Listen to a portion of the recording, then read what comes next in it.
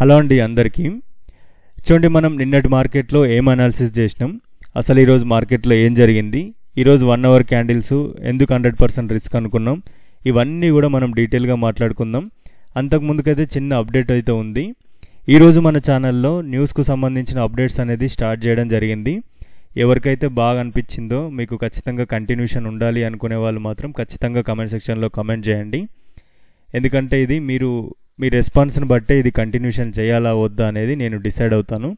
మీకు అర్థమయ్యే లెవెల్లో క్లియర్గా తెలుగులో మాత్రమే మీకు ట్రాన్స్లేట్ చేసి మరీ అప్డేట్ చేయడం జరుగుతుంది. మీకు తప్పకుండా యూజ్ అవుతుంది అనుకునే నేనైతే స్టార్ట్ చేసినాను.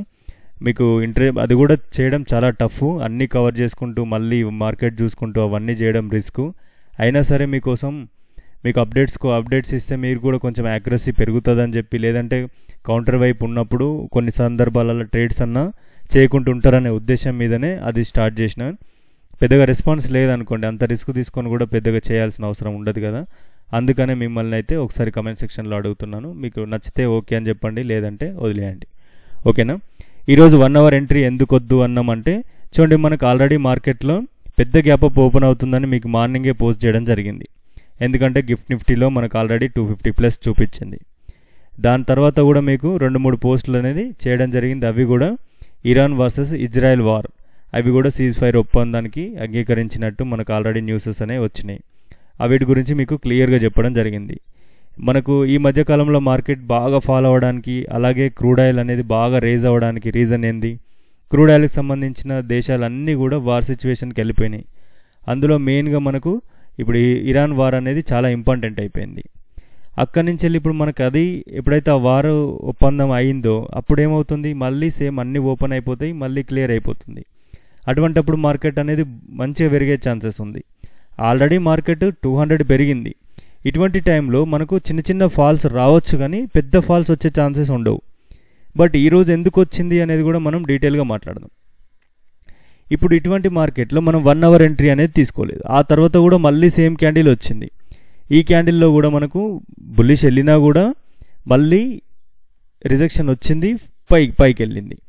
ఇప్పుడు మళ్ళీ నెక్స్ట్ క్యాండిల్ ఏమైంది, నెక్స్ట్ క్యాండిల్ బుల్లిష్ వచ్చింది. 3 క్యాండిల్స్ తర్వాత మనకు 3 అవర్స్ తర్వాత 12:15 తర్వాత ఆల్మోస్ట్ 1 o'clock అట్లా అగ్రెషన్ ఫాల్ అనేది వచ్చింది. ఆల్రెడీ మళ్ళీ మీకు నెగిటివ్ న్యూసెస్ మళ్ళీ సేమ్ అదే భయాందోళనలు, చాలా చాలా రకాల న్యూసెస్ అవన్నీ కూడా ఉన్నాయి. అవన్నీ కూడా మీకు అప్డేట్ చేయడానికి ట్రై చేశాను, కానీ వీలు కాలేదు. ఇక ఇప్పటి నుంచి వెళ్ళి కూడా ఇంకా కొంచెం దానికి సంబంధించిన న్యూస్ అవన్నీ అప్డేట్ చేయాలంటే కొంచెం టైం పడుతుంది. బట్ ఫస్ట్ హాఫ్లో ఉన్నంత ఎక్కువ టైము సెకండ్ హాఫ్లో ఉండట్లేదు. కొంచెం బయట వర్క్స్ కూడా ఉండడం వల్ల మీకు సెకండ్ హాఫ్లో ఎక్కువ అప్డేట్స్ ఇవ్వడానికి టైం ఉండట్లేదు. ఓకే, అవి చూసుకుంటూ నేను మిగతాది కూడా కంటిన్యూషన్ చేయడానికి అయితే ట్రై చేస్తాను. మళ్ళీ నెగిటివ్ న్యూసెస్ ఇవన్నీ సిచ్యువేషన్స్ అన్నీ కూడా మనకు ఇబ్బంది పెడుతున్నాయి మార్కెట్లో. ఇటువంటి మార్కెట్లో కూడా మనకు ఇంత పాజిటివ్ న్యూస్ తర్వాత ఇటువంటి ఫాల్ని మనం జనరల్గానైతే రాదు.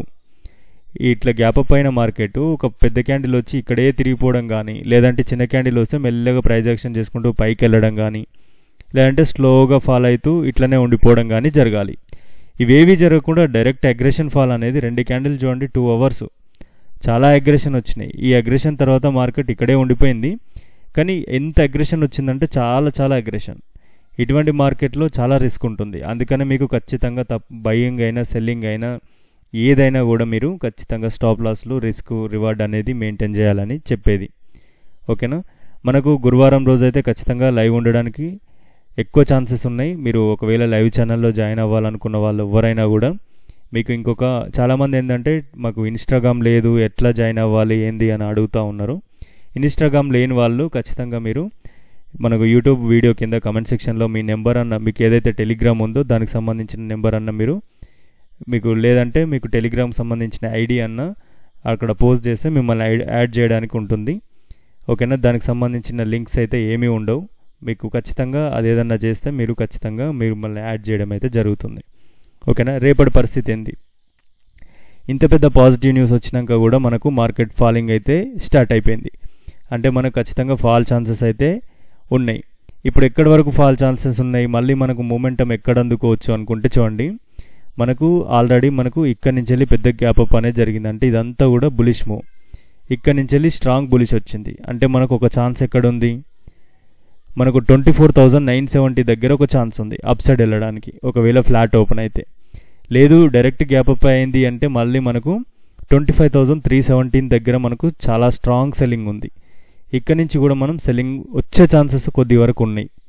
ఇది బ్రేక్ అయ్యి అప్ సైడ్ మనకు సస్టైన్ అయితే మాత్రం చాలా పెద్ద మూవ్ మళ్ళీ రావచ్చు. ఎందుకంటే ఈరోజు వచ్చిన ఈ ఫాల్ మనకేంటంటే భయం క్రియేట్ చేయడం కోసం కూడా వచ్చి ఉంటుంది.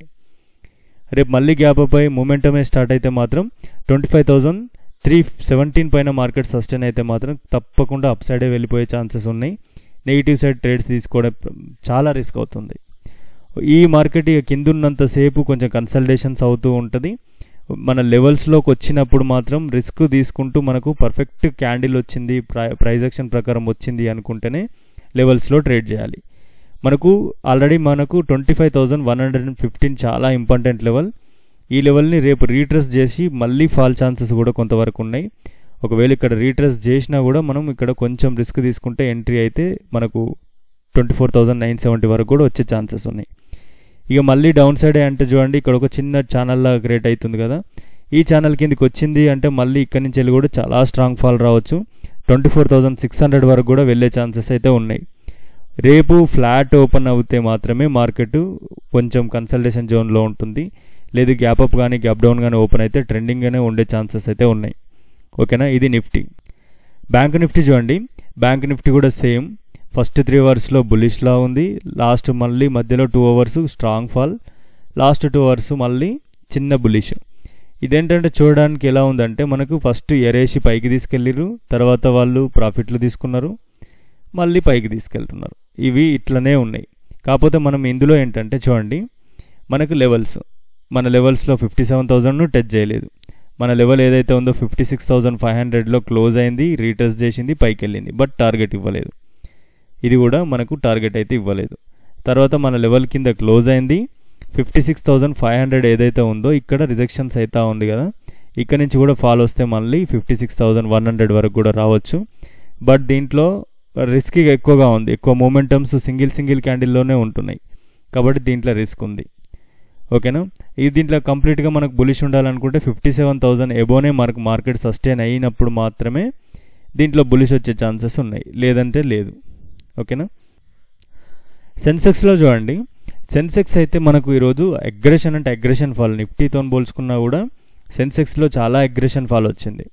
మనకు 1 అవర్లోనే మనకు మంచి గ్యాప్ అప్ అయింది, ఫస్ట్ 1 అవర్లోనే మంచి రిజెక్షన్ క్యాండిల్స్ 2 వచ్చినాయి, బట్ ఫాల్ అవ్వలేదు, పైకి వెళ్ళలేక కిందికే రిజెక్ట్ అయింది ఎక్కువ వరకు.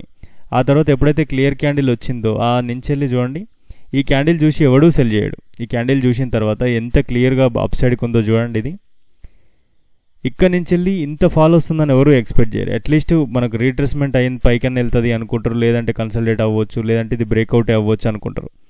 బట్ అసలు ఎక్కడ కూడా ఛాన్స్ కూడా ఇవ్వలేదు, రపా వెళ్ళిపోయింది కిందికి. కాబట్టి కొంచెం హైలీ ఇటువంటి ఎంట్రీస్ దొరకడం కష్టం. ఒకవేళ లక్కీగా ఉంటే మాత్రం ప్రాఫిట్స్ బుక్ చేసుకోండి ఖచ్చితంగా. ట్రయల్ చేసుకుంటూ ట్రైలింగ్ ఎలా చేయాలి, ఇది ఏం కథ అనేది కూడా మన ఛానల్లో ఒక వీడియో ఉంది. అది ఖచ్చితంగా ఇటువంటి ట్రెండ్ మార్కెట్లో మాత్రం ఖచ్చితంగా మిమ్మల్ని మంచి ట్రేడ్ చేసేలాగా చేస్తుంది. ఒకసారి మీరు టైం ఉంటే చూడండి, కామెంట్ సెక్షన్లో వీలుంటే పిన్ చేసి పెడతాను. దీంట్లో కూడా సేమ్ మనకి ఇది కూడా మనకు ఆల్మోస్ట్ ఇక్కడ ఒక trend line type of market ఉంది. ఇక్కడ చూడండి,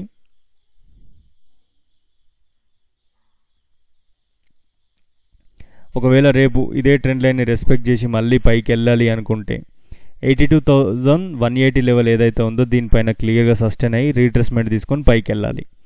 లేదు ఇది క్లోజ్ అయింది అంటే మనం ఇక్కడ అవసరం లేదు, 81,700 నుంచి వెళ్ళి మనం సెల్లింగ్ స్టార్ట్ చేసుకున్నా కూడా అగ్రెషన్ మూమెంటం డౌన్ సైడ్ రావచ్చు. ఎక్కడి వరకు ఉంది, మళ్ళీ 81,000 ఉంది. 81,000 చాలా ఇంపార్టెంట్ లెవెలే, అక్కడికి వచ్చే కూడా ఛాన్సెస్ కూడా ఎక్కువగానే ఉన్నాయి. మనకి ఎక్కడంటే 81,063 ఒక సపోర్ట్ లెవెల్ ఉంది, 81,000 కూడా సపోర్ట్ లెవెలే. ఇది బ్రేక్ అయితే మళ్ళీ 80,480 వరకు కూడా వచ్చే ఛాన్సెస్ ఉంది. లేదు ఫ్లాట్ ఓపెన్ అయ్యి ఇక్కడిక్కడే తిరిగితే మాత్రం ఈ జోన్లో మాత్రం ట్రేడ్ తీసుకోవద్దు. 81,700 నుంచి వెళ్ళి కానీ లేదంటే 82,180 పైన నుంచి వెళ్ళి కానీ చేయాలి, కానీ ఈ జోన్లో మాత్రం ట్రేడ్ తీసుకోవద్దు దీంట్లో. ఇక లేదు క్లియర్గా గ్యాప్ అప్ అయింది, ఇవన్నీ ఇంకా పెద్ద మూమెంటం వచ్చింది అంటే మాత్రం మనకు ఖచ్చితంగా 83,065 దాటితేనే మనం దీంట్లో పెద్ద మూమెంటం ఎక్స్పెక్ట్ చేయొచ్చు.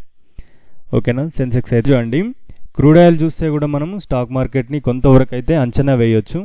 ఎందుకంటే క్రూడ్ ఆయిల్ ఎక్కువగా పెరిగితే స్టాక్స్కి నెగిటివ్ అవుతుంది, క్రూడ్ ఆయిల్ ఎక్కువగా పడితే స్టాక్స్కి ప్లస్ అవుతుంది. అందులో కూడా కొన్ని స్టాక్స్ క్రూడ్ ఆయిల్కి రిలేటెడ్ కూడా ఉంటాయి, ఈ రిలయన్స్ ఇండస్ట్రీ లాంటివి. అటువంటి ఇట్లలో కొద్ది గొప్ప చేంజెస్ ఉన్నా కూడా చాలా ఎక్కువ స్టాక్స్ మాత్రం క్రూడ్ ఆయిల్ ఫాల్ అయితే మనకు ఎక్కువ పాజిటివ్గా ఉంటాయి. చూడండి, మనకు మేజర్గా ఈరోజు మనకు ఏదైతే ఇరాన్ ఇజ్రాయెల్ వార్లు ఎప్పుడైతే మనకు సీజ్ ఫైర్ ఒప్పందం చేసిరో అక్కడి నుంచి వెళ్ళి మార్కెట్లో ఫాల్ అనేది స్టార్ట్ అయింది. చూడండి, మనకు ఆల్మోస్ట్ 6,500 నుంచి వెళ్ళి ఆల్మోస్ట్ 5,500 వరకు కూడా రీచ్ అయిపోయింది మార్కెట్. అంటే 1000 పాయింట్స్ అనేది దిగింది. ఇప్పుడు సిచ్యువేషన్ ఏంది, ఆల్రెడీగా మార్కెట్ ఫాలంగే ఉంది కదా, మళ్ళీ ఇంకా ఫాల్ అవుతుండొచ్చా లేదంటే మనం రేపు మార్నింగ్ వరకు దీన్ని అబ్జర్వ్ చేయండి. ఇది మళ్ళీ ఎటు పోతుంది మీకు గ్రూప్లో పోస్ట్ చేయడానికి ట్రై చేస్తాం.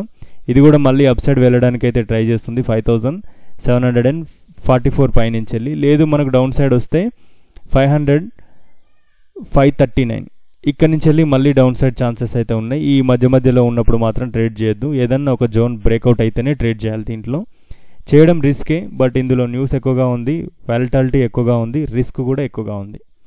దీన్ని మనం స్టాక్స్కి రేపటి రిలేటెడ్ కోసం మనం దీన్ని అబ్జర్వ్ చేస్తూ ఉందాం. రేపటి వీడియోలో దీని గురించి కూడా మనం క్లియర్గా అనాలిసిస్ అనేది చేద్దాం. ఓకేనా? ఈ వీడియోలో మాత్రం ఇంతే అండి. Thank you so much.